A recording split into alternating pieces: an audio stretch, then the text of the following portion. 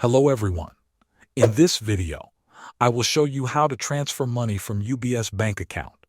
Start by opening UBS mobile banking app or open your browser and access UBS e-banking.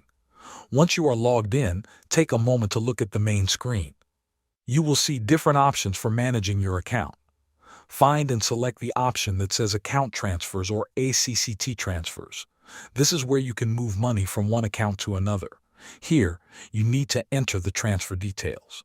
First, select the account you want to send money from. Make sure it is the correct account. Next, choose the destination account. This could be another one of your own accounts or someone else's account. Double-check the account number to avoid mistakes. Now enter the amount you want to transfer. Make sure the amount is correct and select the right currency if needed. Take a moment to review all the details on the screen. When everything looks correct, proceed to confirm the transfer. You will be asked to enter your PIN. Carefully type in your PIN to authorize the transaction. Wait a few seconds while the system processes your request. You should see a confirmation message once the transfer is complete. Thanks for watching.